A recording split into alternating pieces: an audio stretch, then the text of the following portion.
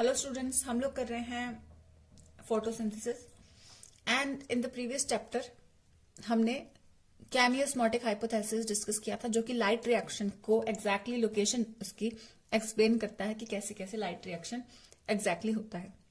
Basically focus करते हुए non cyclic पे, जो कि मेन पाथवे है और 75% कंट्रीब्यूट करता है। तो लाइट रिएक्शन में हमारे पास दो प्रोडक्ट्स आते हैं, NADPH2 और ATP। NADPH2 को हम लोग रिड्यूसिंग पावर भी बोलते हैं, क्योंकि ये H आयंस रिलीज कर सकता है और रिडक्शन में पार्टिसिपेट कर सकता है। ठीक है, तो रिड्यूसिंग पावर और ATP, ये दो चीजें हमारे पास आती हैं फ्रॉम लाइट रिएक्शन। ठीक है, जो साइक्लिक लाइट रिएक्शन होता है उसमें सिर्फ ये आता है ATP, और जो नॉन साइक्लिक होता है उसमें ये दोनों प्रोडक्ट्स आते हैं, इसलिए उसे हम मेन कंट्रीब्यूटर मानते हैं। तो लाइट रिएक्शन कैसे होता है वो सब हमने डिस्कस कर लिया, और फिर कैमियोस्मोटिक हाइपोथेसिस उसी से रिलेटेड है, वो भी हमने डिस्कस कर लिया। अभी हम लोग, हमारे पास जब प्रोडक्ट्स रेडी हो चुके हैं डार्क रिएक्शन के लिए, लाइट रिएक्शन के जो प्रोडक्ट्स हैं वो रेडी हो चुके हैं, तो अब हम डार्क रिएक्शन पे मूव कर रहे हैं इस लेक्चर में।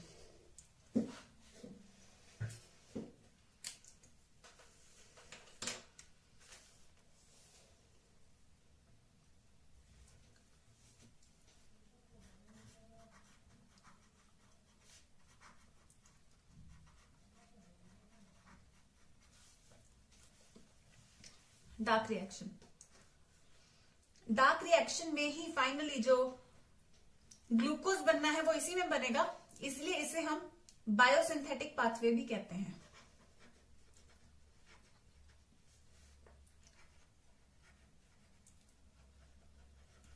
यानी कि जो सिंथेसिस होनी है वो इसी पार्ट में होगी। ठीक है,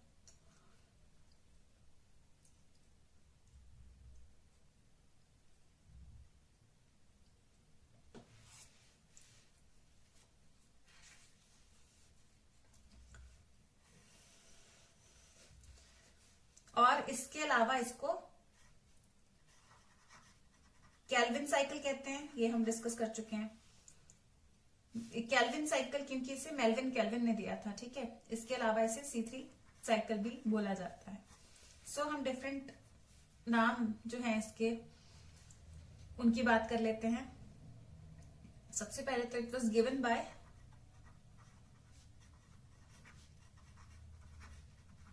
Melvin Calvin.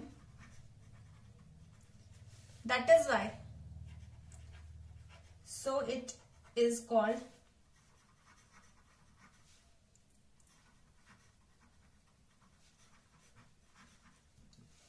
Calvin cycle.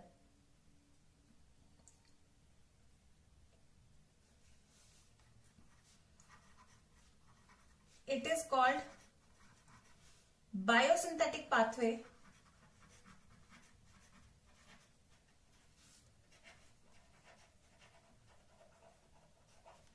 because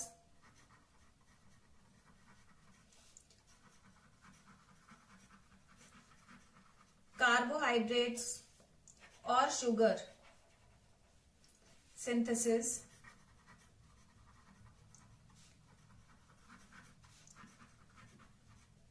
will take place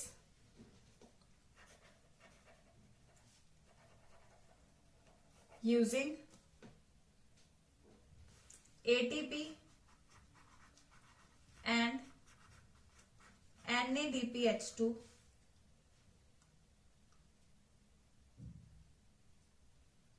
will take place in this. It will take place in this using ATP and NADPH2 produced during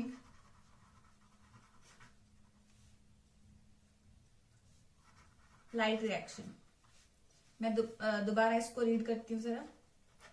it is called biosynthetic pathway because carbohydrates और sugar synthesis will take place in this step कह लो। ठीक है, in this step using ATP और NADPH2, ATP and NADPH2 produce during light reaction. ठीक है, इसको biosynthetic pathway इसलिए कहते हैं क्योंकि बायोसिंथेटिक यानी सिंथेसिस जो होनी है यहाँ पे कार्बोहाइड्रेट्स की या शुगर की, वो इसी पाथवे में होती है। और वो जो राइट रिएक्शन से हमें एटीपी और NADPH2 मिले हैं उनको इस्तेमाल करते हुए होती है। सो हमने इसको कैल्विन साइकिल क्यों कहते हैं ये डिस्कस कर लिया, बायोसिंथेटिक पाथवे क्यों कहते हैं ये डिस्कस कर लिया। ठीक है, लाइट डार्क रिएक्शन वैसे मैं आपको बहुत बार बता चुकी हूँ कि ये लाइट डिपेंडेंट नहीं होता, लाइट इंडिपेंडेंट होता है, इसीलिए इसको डार्क रिएक्शन कह दिया जाता है, लेकिन ये नाम गलत है।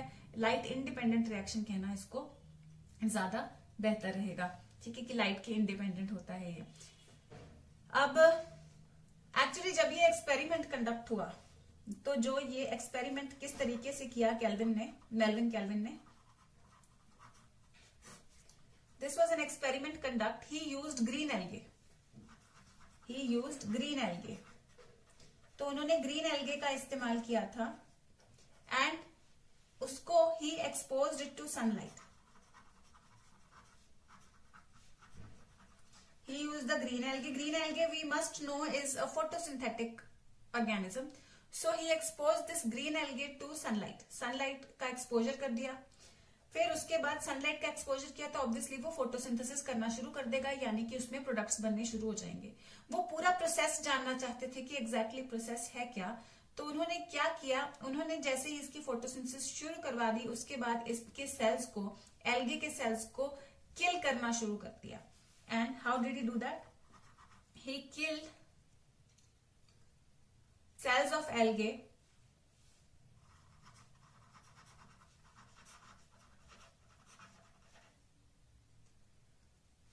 using hot methanol.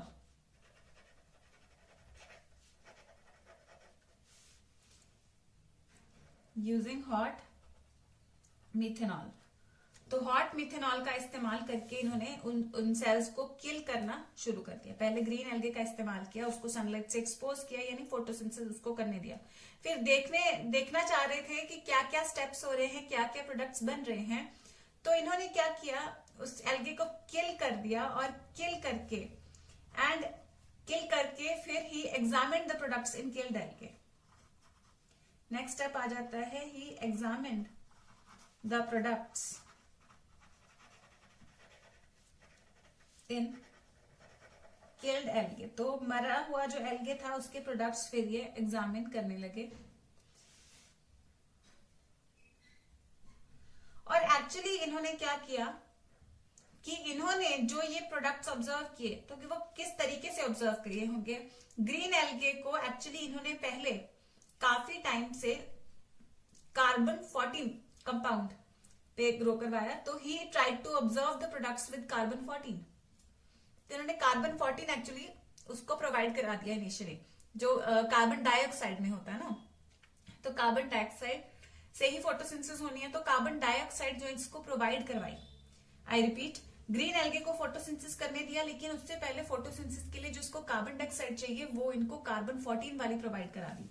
तो कार्बन 14 वाली सनलाइट एक्सपोज हो रहा था तो वो फोटोसिंथेसिस कर रहा था, तो फोटोसिंथेसिस में कार्बन 14 वाला ही वो प्रोडक्ट ट्रेस करेंगे। तो कार्बन 14 क्योंकि हैवी आइसोटोप है और उसको ऑब्जर्व करना इनके लिए आसान था, तो इन्होंने कार्बन 14 से फोटोसिंथेसिस करवा दी। और जब इन्होंने इसको किल करके हॉट मिथेनॉल से इसके प्रोडक्ट्स उसके बाद किल्ड एल्गे के प्रोडक्ट्स ऑब्जर्व करने शुरू किए, so what he had to do was he just tried to observe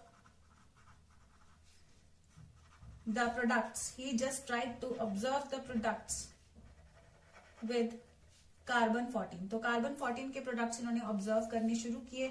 तो उसी तरीके से वो प्रोडक्ट्स ऑब्जर्व करते करते सो ही ट्रेस्ड द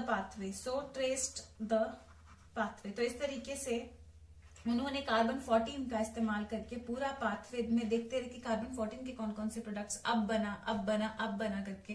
क्योंकि होता क्या है, देखो दूसरे कार्बन वाला क्यों नहीं, क्योंकि अभी जैसे पहले तो ये नॉर्मल कोई एक प्लांट है, सपोज करो दिस इज अ प्लांट, ठीक है। ये प्लांट अभी फोटोसिंथेसिस अपनी परफॉर्म कर रहा है, तो ये नॉर्मल कार्बन डाइऑक्साइड वाली ही परफॉर्म करता रहेगा। तो इसमें सारे प्रोडक्ट, सारी चेन इसकी पड़ी होगी, ठीक है। जो भी इसको चेन बनानी है, these are the numbers written, so these are the chains, सारे ये चेन्स नंबर ऑफ प्रोडक्ट्स हैं जो ये बनाते आ रहा है नॉर्मल कार्बन से। लेकिन फिर मैंने अचानक से इसमें कार्बन 14 से इसको कार्बन 14 वाली कार्बन डाइऑक्साइड से इसको एक्सपोज करना शुरू कर दिया। ठीक है, तो प्रॉपर देखा कि ये हाँ फोटोसिंथेसिस कर रहा है। फिर मैंने इसको कुछ स्टेप के बाद इसके, क्योंकि एक एल्गे बड़ा वाला पाथ, पूरा बड़ा वाला पैच होगा इसके पास, तो थोड़े थोड़े पार्ट को, थोड़ा सा पार्ट लिया, उसको किल करके उसमें से कुछ ही टाइम बाद प्रोडक्ट ऑब्जर्व किया। ठीक है, फिर उसका एक और पोर्शन लेकर के उसको किल किया, उसमें प्रोडक्ट फाइनलाइज किया। क्योंकि अभी क्या है, पुराने प्रोडक्ट्स जो आगे बढ़ चुके होंगे वो तो पुराने कार्बन के ही होंगे, सिंपल कार्बन के कार्बन 12 के ही होंगे। लेकिन अगर मैंने अभी कार्बन डाइऑक्साइड 14 वाला डाला है तो रीसेंट प्रोडक्ट्स, जो प्रोडक्ट्स यानी रिएक्शन में पहले बनते हैं, उनमें कार्बन 14 इंसर्ट हुआ होगा, जो बाद में बनते हैं उनमें अभी नहीं हुआ होगा। फिर मैं कुछ टाइम और लगाने के बाद इसको किल करूंगी, तो स्टेप नंबर 2 यानी रिएक्शन नंबर 2 के जो प्रोडक्ट्स होंगे वो मुझे कार्बन 14 वाले मिल जाएंगे। फिर मैं कुछ टाइम और बाद एक पोर्शन किल करूंगी, तो मुझे रिएक्शन नंबर 3 के बाद जितने प्रोडक्ट्स बनते हैं वो कार्बन 14 वाले मिल जाएंगे। तो पहले नॉर्मल वो कर रहा था, उसके बाद कार्बन डाइऑक्साइड कार्बन 14 वाली डालनी शुरू की और प्रोडक्ट्स ऑब्जर्व करने शुरू किए।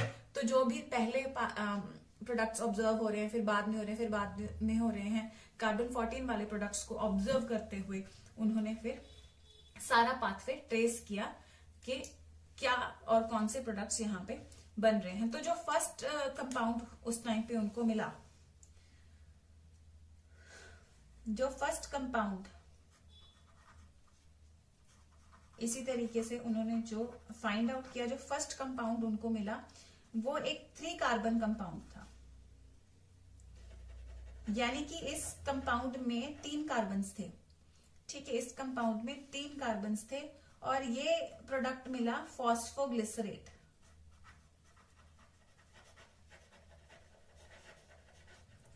फॉस्फोग्लिसरेट, ठीक है, फॉस्फोग्लिसरेट या फॉस्फोग्लिसरिक एसिड भी इसको बोल देते हैं। ठीक है, तो उनको लगा कि अच्छा 3 कार्बन कंपाउंड पहला प्रोडक्ट है, सो उनको लगा, he and his team they anticipated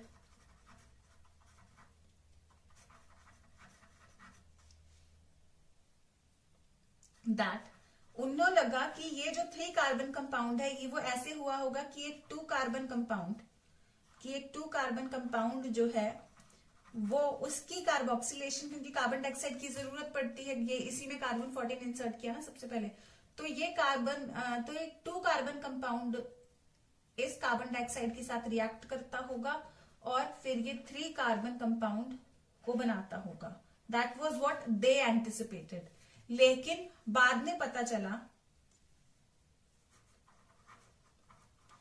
letter they got to know, बाद में पता चला कि ये जो पहला रिएक्टेंट है, पहला प्रोडक्ट तो 3 कार्बन कंपाउंड पता चल गया, लेकिन पहला रिएक्टेंट जो 2 कार्बन कंपाउंड सोचा जाता था वो नहीं है। बाद में पता चला कि actually first reactant is not a 2 carbon compound, rather it is a 5 carbon compound, और ये था RUBP के नाम से इसको जानते हैं, RU छोटा BP कैपिटल, और इसकी फुल फॉर्म है राइबोलोज बाइफॉस्फेट।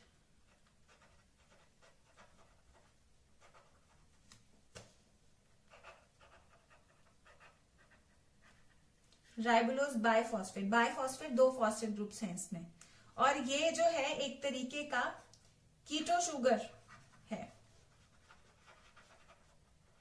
ठीक है, और जो फर्स्ट रिएक्शन हो रहा है यहाँ पे RUBP का कार्बोक्सिलेशन हो रहा है। एक्चुअली होता क्या होगा, RUBP 5 कार्बन कंपाउंड है और कार्बन डाइऑक्साइड 1, तो टोटल कार्बन कितने हो गए 6, लेकिन 3 कार्बन कंपाउंड बन रहा है, तो यानी कि एक 5 कार्बन कंपाउंड, एक RUBP और एक कार्बन डाइऑक्साइड मिलके 2 प्रोडक्ट्स बना देते होंगे 3 कार्बन कंपाउंड वाले। ठीक है, इस चीज पे हम ये पूरा रिएक्शन करेंगे, बिकॉज यहाँ पे 3 कार्बन कंपाउंड प्रोडक्ट बन रहा है, सो 5 + 1 6, तो यहाँ पे 6 कार्बन हो गए टोटल रिएक्टेंट्स में, तो प्रोडक्ट 3 कार्बन कैसे बनेगा, प्रोडक्ट्स 2 बन जाएंगे, उस हिसाब से 6 बैलेंस हो जाएगा। ठीक है, तो ये है डार्क रिएक्शन। अभी हम इसके बारे में पूरे स्टेप्स करेंगे इसके डिस्कस। ठीक है, तो ये डार्क रिएक्शन में इनिशियली जो पहला प्रोडक्ट मिला इनको, so that was found to be a 3 carbon compound, that was found to be a 3 carbon compound, that is why इसका नाम भी C3 साइकिल पड़ गया। तो C3 साइकिल इसका नाम पड़ गया बिकॉज फर्स्ट कंपाउंड या फर्स्ट प्रोडक्ट जो यहां पे बनता है that is a 3 carbon compound. और उनको 3 कार्बन कंपाउंड देख के, क्योंकि पता था कि सबसे पहले कार्बोक्सिलेशन हो रही है, तो उनको लगा, यानी कार्बन डाइऑक्साइड ऐड हो रही है, कार्बोक्सिलेशन मतलब, तो उनको लगा कि 2 कार्बन कंपाउंड होगा जो इसके साथ रिएक्ट करके 3 कार्बन कंपाउंड बनाता होगा। लेकिन बाद में पता चला कि 2 कार्बन कंपाउंड नहीं बल्कि एक 5 कार्बन कंपाउंड है जो, तो ये चीज गलत निकली। उनके जो एंटिसिपेशन थी इनिशियली वाली, ये गलत निकली, और ये इसके बारे में फिर उनको पता चला कि it's a 5 carbon compound rather. ठीक है, not a 2 carbon compound, 5 carbon compound reacts which is RuBP। और जो पहला स्टेप है वो कार्बोक्सिलेशन का है। The first step is of carboxylation. और वहां पे जो एंजाइम, यहाँ पे मेन एंजाइम जो होता है वो रुबिस्को, आपको मैंने बताया था ना, it is the most abundant enzyme in the entire world as well as the plant world. तो रुबिस्को एंजाइम, तो उसकी हम बात करेंगे जो हमने बायोमोलिक्यूल्स में बात की। So everything we going to talk again in the reaction. लेकिन यहाँ पे जो है मेल्विन कैल्विन ने इसको दिया था, इसलिए कैल्विन साइकिल बायोसिंथेटिक पाथवे बोलते हैं, क्योंकि इसी में जो है प्रोडक्ट्स की सिंथेसिस हो रही है using the products of the light reaction. Experiment जो है वो है ग्रीन एल्गे को सनलाइट से एक्सपोज करते हैं, तो उसके बाद उसको किल कर देते हैं और प्रोडक्ट्स ऑब्जर्व करते हैं, उसके पार्ट्स को थोड़ा थोड़ा करके किल करते रहते हैं और उसके पार्ट्स ऑब्जर्व करते हैं, कार्बन 14 को ट्रेस करते हैं और पता चलता है। तो पहला कंपाउंड जो आया वो 3 कार्बन कंपाउंड था, so it was named as C3 cycle, and the 3 carbon compound which was observe was phosphoglycerate या PGA या फॉस्फोग्लिसरिक एसिड भी इसको बोल दिया जाता है। तो इनको लगा कि 3 कार्बन कंपाउंड बन रहा है, तो 2 carbon compound would be the first reactant. Later on they got to know that it's not a 2 carbon compound which is the reactant, rather it is a 5 carbon compound RuBP, which is the first reactant which undergoes carboxylation, that is addition of carbon dioxide to form the 3 carbon compound. So now we are going to study about the steps. Fine.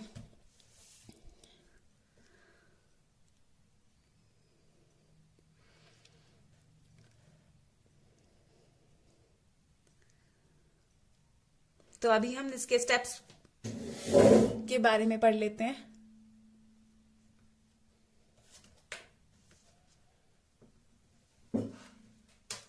तो there are 3 steps. There are 3 steps of Calvin cycle.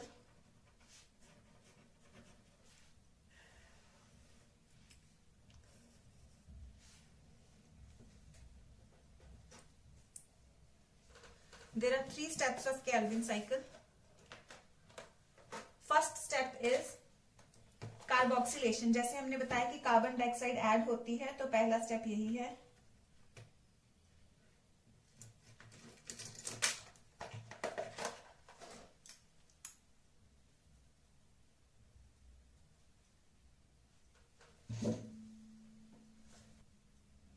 So there are 3 steps. First step is carboxylation.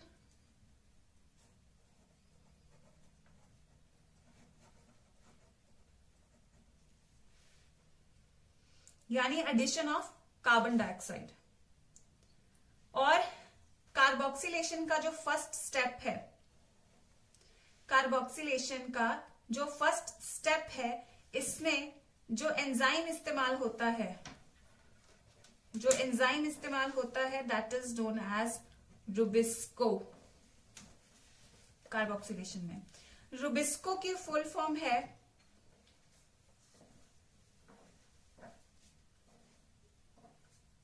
RuBP की क्या full form थी? Ribulose biphosphate. ठीक है, सो इसकी full form है राइबोलोज biphosphate carboxylase oxygenase. आप हैरान हो रहे होगे कि ऑक्सीजनेज कहां से आ गया शायद। ठीक है, अगर ध्यान से सुना होगा तो कार्बोक्सिलेशन तो ये यहाँ पे करवा रहा है. Actually this enzyme is known as carboxylase oxygenase because it has excuse me, it has the capability to act as both carboxylase and oxygenase. तो ये ऑक्सीजन भी ऐड करा सकता है, कार्बन डाइऑक्साइड भी ऐड करा सकता है डिपेंडिंग ऑन द सिचुएशन. अगर वहां पे कार्बन डाइऑक्साइड कंसेंट्रेशन ज्यादा है तो ये कार्बोक्सिलेशन कराएगा, ऑक्सीजन कंसेंट्रेशन ज्यादा तो ऑक्सीजनेशन कराएगा. लेकिन यहाँ पे इस स्टेप में केल्विन साइकिल में इसका ये कार्बोक्सिलेशन का जो रोल है वो मेन है. ये रोबिस्को की फुल फॉर्म है. Mainly RuBP carboxylase oxygenase, simple ऐसे भी याद कर सकते हो. आरयूबीपी के तो आपको याद होगी राइबोलोज बाइफॉस्फेट. तो ये आरयूबीपी कार्बोक्सिलेज ऑक्सीजनेज रोबिस्को की फुल फॉर्म है. ये आरयूबीपी की कार्बोक्सिलेशन या ऑक्सीजनेशन करा सकता है. तो ये कार्बोक्सिलेशन होती है लेकिन यहाँ पे, ठीक है. और कार्बोक्सिलेशन से बेसिकली इस पर्टिकुलर स्टेप में जो हम देखेंगे वो आरयूबीपी की जो एडिशन होती है कार्बन डाइऑक्साइड में, उससे ये क्या करता है, फॉस्फोग्लिसराइड बनाता है. अगर एक आरयूबीपी और एक कार्बन डाइऑक्साइड जुड़ता है रुबिस्को एंजाइम की प्रेजेंस में तो ये दो फॉस्फोग्लिसराइड यहाँ पे बनेंगे. ठीक है, तो ये कार्बोक्सिलेशन का मेन रिएक्शन होता है. और सेकेंड रिएक्शन जो यहाँ पे होता है, second reaction is of reduction. Second reaction is of reduction. तो हमने सारे एंजाइम्स यहाँ पे हमें याद करने की जरूरत नहीं है. ठीक है, जो रिडक्शन है उसमें सिंपल आपको बता देती हूँ कि जो भी फॉस्फोग्लिसरेट है, यहाँ पे मैं बैलेंसिंग नहीं कर रही, बैलेंसिंग मैं उसमें करूंगी जो फ्लो चार्ट बनाऊंगी. तो पीजीए जो है यानी फॉस्फोग्लिसरेट, वो फॉस्फोग्लिसरएल्डिहाइड में हो जाता है convert. This is reduction. Third reaction is going to be regeneration. क्योंकि ये साइकिल है, इसमें जो आरयूबीपी रिएक्ट किया है वो रीजनरेट हो जाएगा. So this is going to be the third reaction in which RuBP will be regenerated. ठीक है, so there are three steps, three main steps: carboxylation, reduction and regeneration. ठीक है, तो हम साइकिल करते हैं, उसके बाद उसके ऊपर जो क्वेश्चंस बनेंगे वो सब हम डिस्कस करेंगे. तो सबसे पहले आरयूबीपी राइबोलोज बाइफॉस्फेट. ठीक है, आरयूबीपी राइबोलोज बाइफॉस्फेट. और फॉस्फोग्लिसरेट मैंने यहां पे फुल फॉर्म लिख दिया था.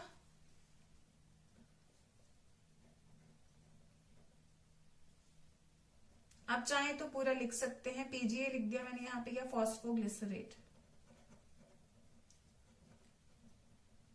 इसका फुल फॉर्म मैंने यहाँ पे नहीं लिखूंगी. ठीक है, ये मैं बता चुकी हूँ आपको, बिकॉज यहाँ पे बहुत ज्यादा बड़ा हो जाएगा. इसका फुल फॉर्म लिखेंगे तो ribulose biphosphate we have already written over here. So phosphoglycerate या फॉस्फोग्लिसरिक एसिड. तो ये एक अगर आरयूबीपी जुड़ा है, ये पहला स्टेप होता है कार्बोक्सिलेशन का. Just a minute.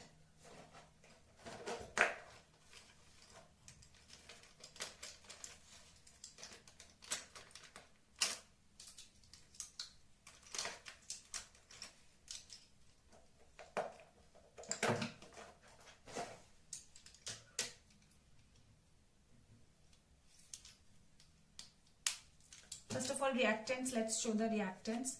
यहाँ पे सबसे पहले तो कार्बन डाइऑक्साइड भी ऐड हो रहा है. ठीक है, आरयूबीपी के साथ कार्बन डाइऑक्साइड ऐड हो रहा है, पीजीए फॉस्फोग्लिसरेट बन रहा है. एंजाइम यहाँ पे जो काम आ रहा है that is Rubisco.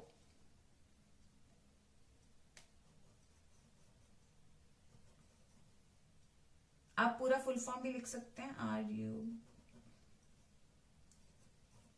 So I am writing the enzymes with black. ठीक है, रुबिस्को हो जाएगा. एक अगर देखो यहाँ पे अगर मैं बैलेंसिंग भी साथ साथ करूं, so if there is like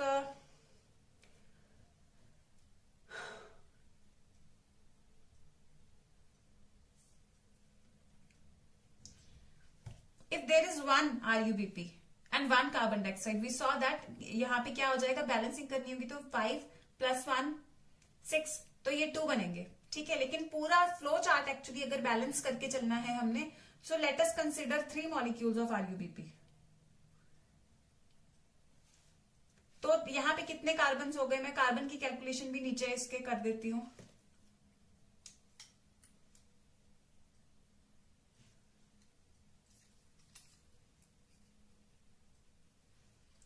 carbon की अगर कैलकुलेशन हम करेंगे तो 5 कार्बन इसमें होते हैं, 5 3 या 15। सो 5 कार्बन इसमें होते हैं, 3 यहाँ पे हम बैलेंसिंग का ले रहे हैं। सो इसमें 15 कार्बन हमने कंसिडर कर लिए। ठीक है, तो ऐसे बैलेंसिंग करनी आसान हो जाएगी। और 3 ही हम इनको ले लेते हैं कार्बन डाइऑक्साइड को, फिर क्योंकि यहाँ पे आरयूबीपी कार्बन डाइऑक्साइड बराबर ले रहे हैं। ठीक है, तो 3 ही इसको ले लेते हैं। तो यहाँ पे 3 कार्बन इसके हो गए। तो फॉस्फोग्लिसरेट के कितने बन गए? अच्छा, आप लोग पहले मैं रिएक्शन ही बता देती हूँ आपको सारे, फिर ये बैलेंसिंग का बता दूंगी। उससे आपको क्या होगा, एक्चुअली ये मैं बैलेंसिंग क्यों दिखा रही हूँ, क्योंकि लास्ट पे आपको बताना होता है कि कितने साइकिल्स क्या बनने के लिए चाहिए। सो एनीवेज, अभी ये रेड वाला पोर्शन इग्नोर करके चलो। फर्स्ट स्टेप कार्बोक्सिलेशन हम कर रहे हैं, फर्स्ट स्टेप। ठीक है, इसको बस मैं नंबर 1 दे देती हूँ, because this is going to be the first step, carboxylation RUBP plus carbon dioxide. अभी रेड वाला इग्नोर करके चलो। First step carboxylation RUBP plus carbon dioxide gives phosphoglycerate, first step में। ठीक है, तो आगे जो है second step is going to be, actually ये स्टेप्स 3 में हम सम अप करते हैं। एक्चुअली ये बहुत सारे स्टेप्स भी होते हैं, इंटरमीडिएट भी, लेकिन मैं आपको बहुत ज्यादा भी नहीं करा रही हूँ और इतने शॉर्ट भी नहीं करा रही हूँ, इंटरमीडिएट सा करा रही हूँ, जिससे आपको सारा समझ आ जाए। सो फॉस्फोग्लिसरेट या फॉस्फोग्लिसरिक एसिड, ठीक है, which is a 3 carbon compound, तो which is a 3 carbon compound, इसी की वजह से नाम C3 साइकिल पड़ा था। सो इससे फाइनली इससे आगे क्या बनता है, इससे आगे जो प्रोडक्ट बनता है वो है 1,3 डाइफॉस्फो, डाई और बाय दोनों का मतलब 2 होता है, 1,3 डाइफॉस्फो ग्लिसरेट। यानी कि यहां पे सिर्फ एक कार्बन पे, फर्स्ट कार्बन पे फॉस्फोरिक ग्रुप था ग्लिसरेट के, यहां पे 2 हो गए, फर्स्ट और थर्ड कार्बन पे ग्लिसरेट आ गया। ठीक है, this is also a 3 carbon compound. It was a 5 carbon compound, it was a 5 carbon compound, and this was a 1 carbon compound, this was a 3 carbon compound. This is also, क्योंकि बस phosphate ही जुड़ा है, डाइफॉस्फो है glycerate ही, तो glycerate है तो ये भी 3 कार्बन कंपाउंड ही है। ठीक है, 3 कार्बन की चेन ही है। तो अब जो टोटल रिएक्शन, जो रिडक्शन है, वो एक्चुअली यहां से लेकर के यहां तक का रिएक्शन होगा, जहां पे मैंने आपको बताया था PgAl, यानी कि फॉस्फोग्लिसरैल्डिहाइड बन जाता है। PgAl यानी कि फॉस्फोग्लिसरैल्डिहाइड बन जाता है। ठीक है, अब फॉस्फोग्लिसरैल्डिहाइड के जितने भी मॉलिक्यूल्स बनते हैं, उनमें से कुछ ग्लूकोज बनाने में मदद कर देंगे, तो यहां पे रिएक्शन आगे चलेगा। इनमें से कुछ molecules will make up glucose and other molecules of phosphoglyceraldehyde, बहुत सारे मॉलिक्यूल्स बनेंगे, उनमें से कुछ ग्लूकोज बनाएंगे और कुछ जो फॉस्फोग्लिसरैल्डिहाइड के मॉलिक्यूल्स हैं, दे विल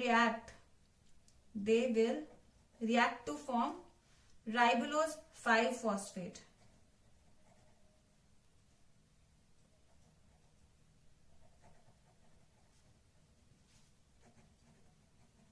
राइबोलोज 5 फॉस्फेट, तो राइबोलोज 5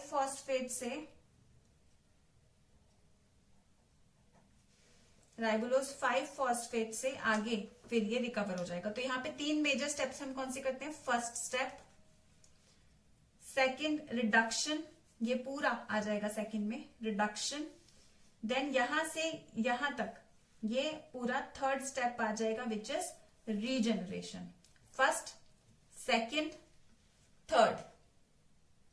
ठीक है, फर्स्ट सेकंड थर्ड, रीजनरेशन। ठीक है, कार्बोक्सिलेशन, रिडक्शन, रीजनरेशन। तो अभी ये साइकिल हो गया, तो अभी मैं इसको बैलेंसिंग करूंगी ताकि आपको समझ आ जाए नीचे कितने आ रहे हैं, उधर कितने जा रहे हैं, वो सब। ठीक है, इसको एक लाइन कर लो, यहाँ पे एरो मार लेना, पूरा सर्कल लगे ये। ठीक है, मेरा थोड़ा एरो इधर चला गया। तो अभी इसमें और कुछ चेंजेस, एटीपीज का बनना, ग्लूकोज का बनना एंड रिड्यूसिंग पावर और बनना, तो वो सब हम डिस्कस करते हैं. सो फॉस्फोग्लिसरेट, अगर मैं बैलेंसिंग वाला पोर्शन स्टार्ट करूं, यहाँ पे हम 3 लेते हैं. सब सारी चीजें यहाँ पे आपको आसान लगने लगेगी. इसके रिलेटेड जितने भी एमसीक्यूज आते हैं, एक्चुअली बहुत कंफ्यूजिंग एमसीक्यूज आते हैं, तो वो कंफ्यूजिंग नहीं लगेंगे अगर हम ये 3 वाली बैलेंसिंग कर लेंगे तो. ठीक है, तो सिंपल ये चीज अगर आप बैलेंस करनी आ रही है आपको कि 1 1 2, तो ये भी कर पाओगे. ठीक है, सबसे पहले तो जान लो यहाँ पे this is a 5 carbon compound, this is a 1 carbon compound, you know, carbon dioxide. This is a 3 carbon compound. This is also a 3 carbon compound. Phosphoglyceraldehyde is also a 3 carbon compound. This is also a 3 carbon compound. तो ये सबसे पहले आपको पता होना चाहिए कि यहाँ पे बस these two are 5 carbon. राइबोलोज जहां पे आ गया, they are both 5 carbon compounds, और बाकी सारे यहाँ पे 3 कार्बन कंपाउंड्स. ये तो सिंगल कार्बन का होता ही है. सो सबसे पहला रुबिस्को एंजाइम काम करता है आरयूबीपी पे 3 और फिर सिर्फ इनको 3 लगा के चलो. अगर आपको पता है कि कितने कार्बन हैं तो आपको बैलेंस का पता चलता रहेगा. आसान मेथड बता रही हूँ, एक जरा ध्यान से सुनना, कुछ अभी लिखना मत. 5 कार्बन इंटू 3, 5 3 है क्योंकि 3 मॉलिक्यूल्स ले रहे हैं. 5 3 है 15, तो टोटल कार्बन यहाँ पे कितने हो गए? 15.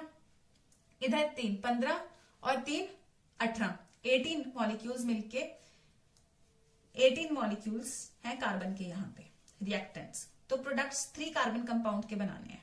18 रिएक्टेंट है और प्रोडक्ट्स 3 बनाने हैं. सो कितने बनेंगे? 18 डिवाइडेड बाय 3, क्योंकि 18 कार्बन हैं और 3 कार्बन में जाने हैं. सो 18 डिवाइडेड बाय 3, 6 3 या 18. ठीक है, 3 6 या 18, तो 6 मोल्स बन जाएंगे इसके.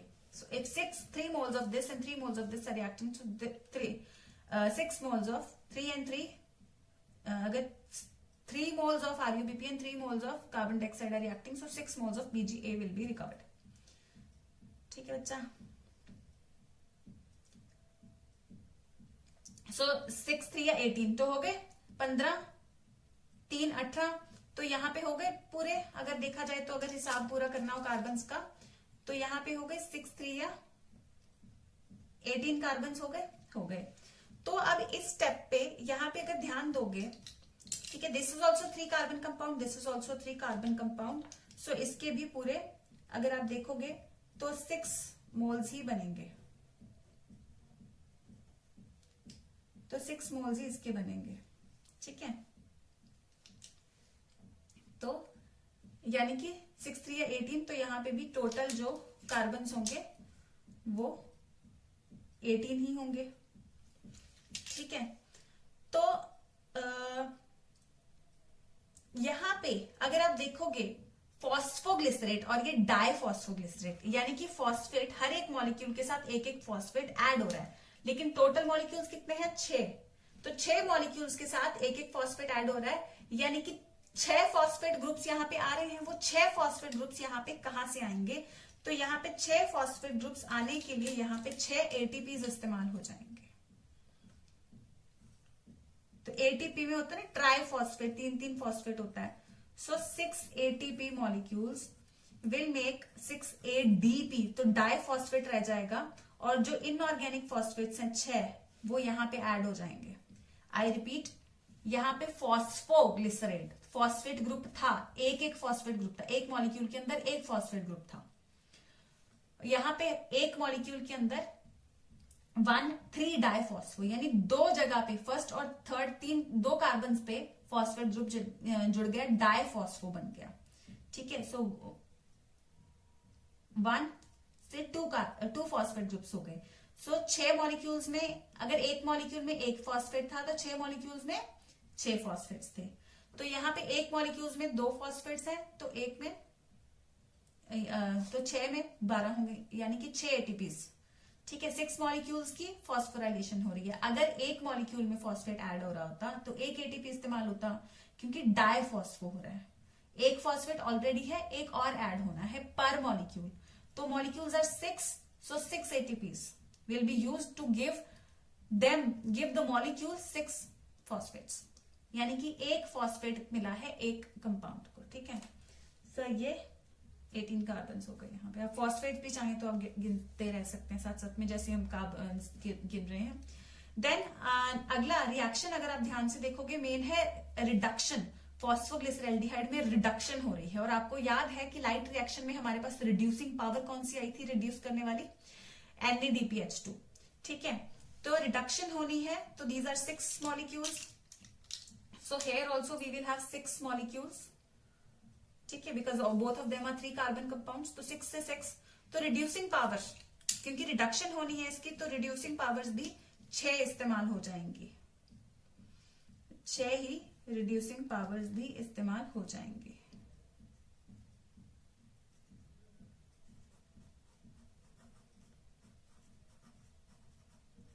सिक्स NADPH2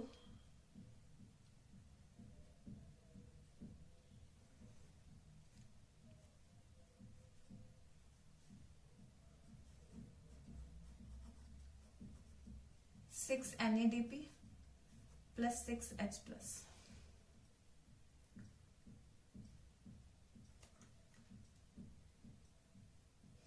ठीक है, 6 NADPH प्लस 6 H। तो यहाँ पे रिड्यूसिंग पावर आ जाएगी इसके पास। ठीक है, 6 NADPH2, ज्यादा रिएक्शन भी आपको करने की जरूरत नहीं, बस यहाँ पे ATP इस्तेमाल हो गए, यहाँ पे 6 NADPH2 इस्तेमाल हो गए, तो ये रिड्यूस हो गए हैं। और phosphoglyceric acid has got converted into aldehyde. Acid has got converted into aldehyde. Phosphoglyceric acid था, फॉस्फोग्लिसरैल्डिहाइड बन गया। ठीक है, तो रिडक्शन हो गई है इसकी। तो रिडक्शन के बाद अब 6 मॉलिक्यूल्स हैं इसके, जिसमें से कि मैंने आपको बताया था कि एक मॉलिक्यूल कि कुछ मॉलिक्यूल इधर आ जाएंगे और बाकी इधर आ जाएंगे। अब 6 में से सपोज करो, 6 में से सपोज करो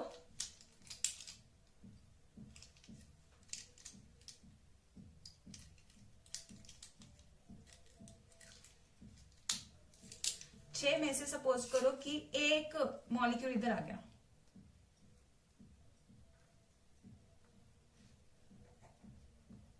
वन मोल या वन मॉलिक्यूल, 6 मोल्स में से एक इधर आ गया PgAl।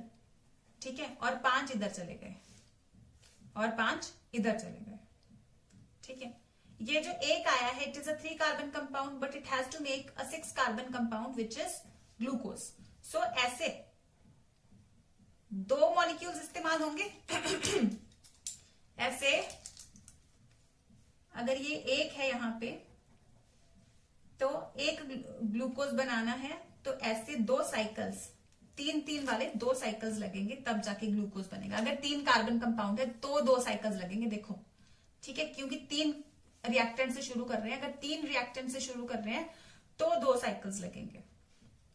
ठीक है, सो 6 में से 6 PgAl में से एक नीचे आ जाता है जो ग्लूकोज बना देगा, और 5 इधर चले जाते हैं। जो 5 इधर गए हैं, तो अब यहाँ पे कितने कार्बन हो गए, 3 कार्बन कंपाउंड है ये, 5 3 के 15, तो टोटल कार्बन यहाँ पे हो गए 15 कार्बन हो गए यहाँ पे। और राइबोलोज 5 phosphate again is a 5 carbon compound, तो कितने 5 कार्बन कंपाउंड्स बनेंगे, 15 कार्बन से 3 बनेंगे। बस कार्बन बैलेंस करेंगे तो अपने आप ये सारा बैलेंस होता जाएगा। एक बार दोबारा सुन लेना, पहले इसको सारा पढ़ के करके देखना, फिर दोबारा सुन लेना।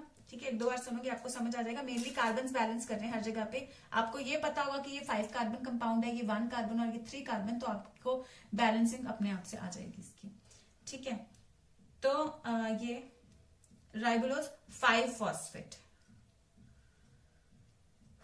हो गया।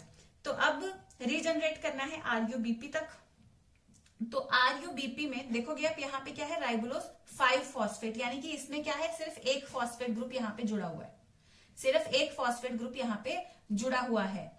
तो बाय फॉस्फेट यानी कि 2 फॉस्फेट्स जुड़ेंगे हर मॉलिक्यूल में। तो फॉस्फेट फिर से कहां से आएगा, ATP से।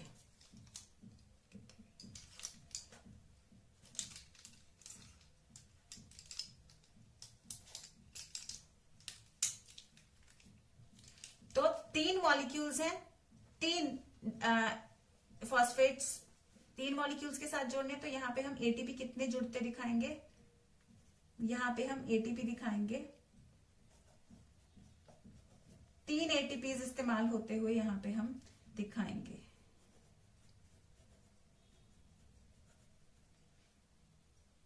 ठीक है,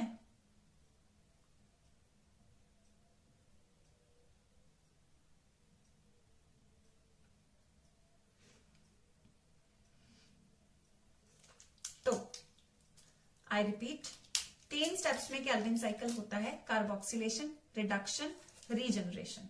carboxylation enzyme rubisco, RUBP carboxylase oxygenase. लेकिन यहां पे क्योंकि कार्बन डाइऑक्साइड ऐड करानी है, so it is acting as carboxylase. Maximum times it acts as carboxylase unless and until some special conditions are available which we will talk on further.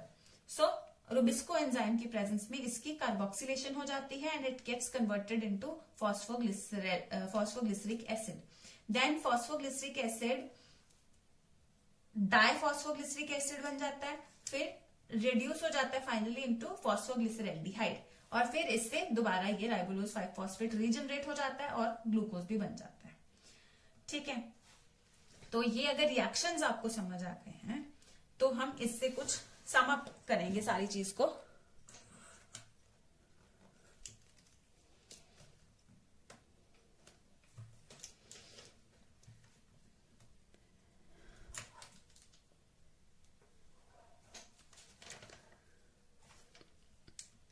Actually, this is too much, so I would like you to all to first note down a few things. I'm going to give you enough time to note down few things.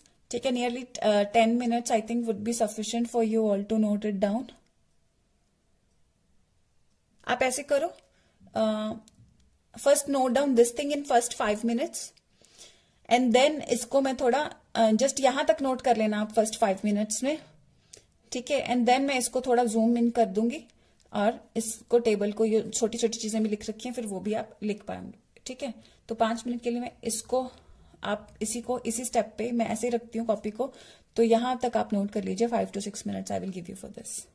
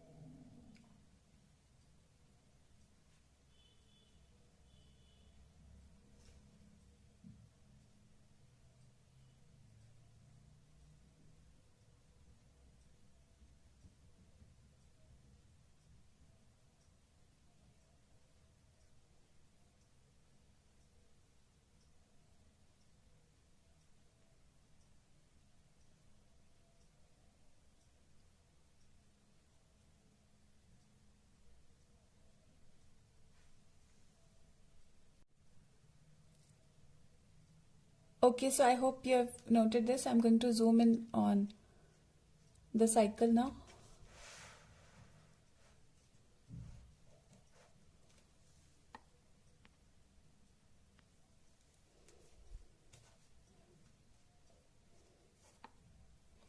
So now everything like this is also clear to you. 6 into 3, 18 carbons and all, right?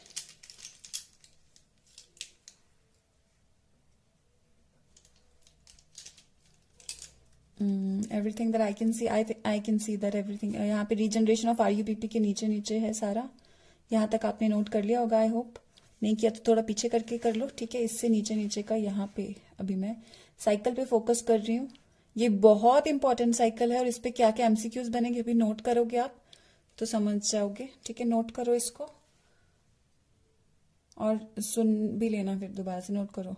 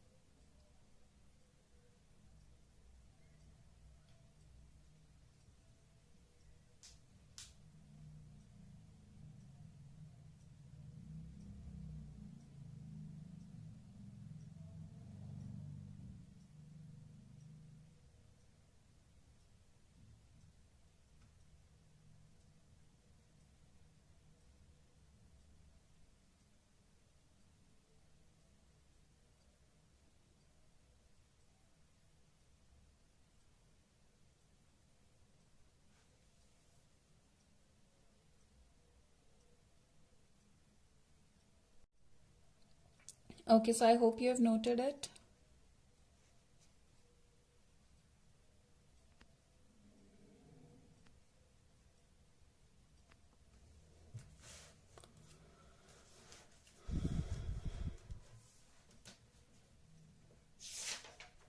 तो ये इसी step के base पे इसमें जो MCQs आते हैं, ठीक है। तो अब ये बैलेंसिंग मैंने क्यों कराई, अब आप देखोगे अगर 3 कार्बन कंपाउंड्स, यानी कि एक तरीके से सभी को अगर हम 3 मल्टीपल करके ले रहे हैं तो यानी कि हम 3 साइकिल्स पहले डिस्कस कर रहे हैं, है ना।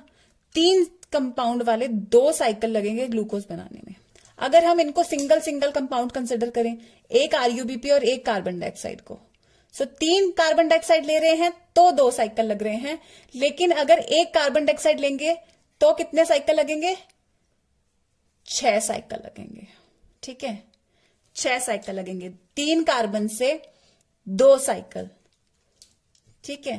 तो एक कार्बन लेंगे तो कितने साइकिल लगेंगे, टोटल साइकिल्स कितने लगेंगे, 6 केल्विन साइकिल्स यहां पे कंसिडर किए जाएंगे, ठीक है। क्योंकि इंटू 2 कर दिया ना हर एक चीज को, तो 3 तो ऑलरेडी है, so into 2 is what, everything into 2 हो गया ना, तभी ग्लूकोज बना। सो अगर 3 पहले ही है, इंटू 2 हो गया, सो एवरीथिंग इंटू 2 हो गया, सो 3 इंटू 2 6, सो 6 साइकिल्स लगेंगे एक ग्लूकोज बनाने के लिए, 6 केल्विन साइकिल्स लगेंगे। अब एक चीज और नोट करो, हमने वहां पे बात की थी कि लाइट रिएक्शन में जो प्रोडक्ट्स बनते हैं वो डार्क रिएक्शन में काम आते हैं, एटीपी और रिड्यूसिंग पार। तो देखा हमने सिर्फ साइक्लिक बहुत नहीं है, non cyclic photophosphorylation was important so that dark reaction can occur. इसी में एटीपी और रिड्यूसिंग पार, एटीपी और रिड्यूसिंग पार कितना इस्तेमाल हो रहा है, ठीक है। तो अब इनकी यहां तक चीजें आसान लग रही हैं, तो इनकी कैलकुलेशंस पे जब क्वेश्चन आते हैं, ठीक है, कितने साइकिल्स लगेंगे कितने प्रोडक्ट्स बनाने के लिए, वो सब चीज। So let's do the calculations. जैसे मैंने कहा कि यहां पे हम 3 साइकिल्स पहले ही कंसिडर कर रहे हैं, बिकॉज 3 ले रहे हैं इनको, अदरवाइज तो एक ही रिएक्ट करता है ना। हमने 3 पहले ही इनके आगे लगा दिए, यानी 3 साइकिल्स। सो 3 मल्टीप्लाई बाय 2, 6, यानी कि 6 साइकिल्स लगेंगे एक ग्लूकोज बनाने को। तो ऐसी कुछ और कैलकुलेशंस भी हम लोग कंसिडर करते हैं। ये सारे points let's note them down. First of all मैं 3 पॉइंट्स कराने जा रही हूँ जो मेन है। आपको मल्टीपल में क्वेश्चन काफी पॉइंट्स के बेस पे आ सकते हैं। सो 6 केल्विन साइकिल्स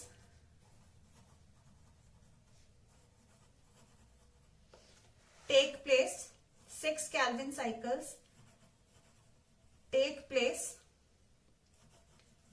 फॉर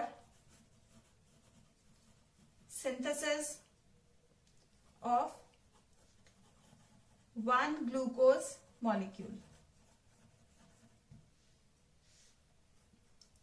फिर एटीपीज कितने इस्तेमाल होंगे, तो यहां पे टोटल एटीपीज 3 साइकिल्स वाला है सारा कुछ, मल्टीप्लाई बाय 2।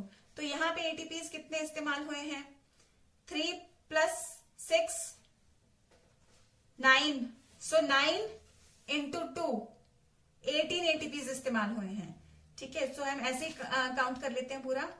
6 पहला ये स्टेप हुआ, तो पहले 6 + 3 मल्टीप्लाई बाय 2, यानी कि 6 + 3 यानी 9 मल्टीप्लाई बाय 2, यानी कि 18 ATPs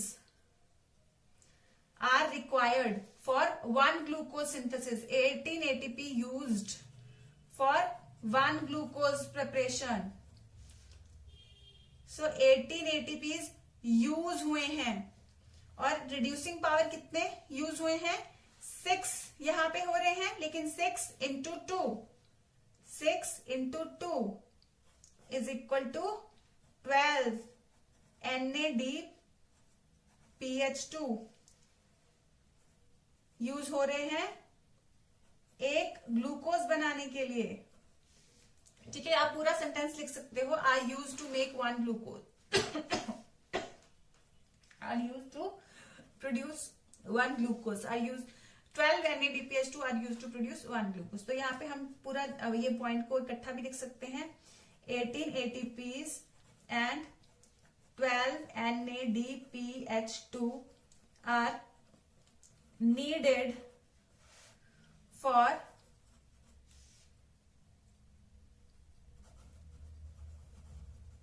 production of one glucose molecule. ठीक है बच्चे?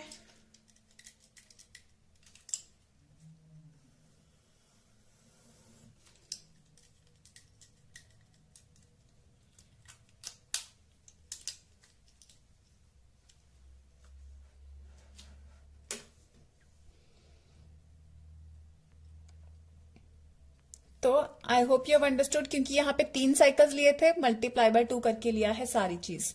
ठीक है, एटीपीज कैलकुलेट कर लिया और ये सब कैलकुलेट कर लिया.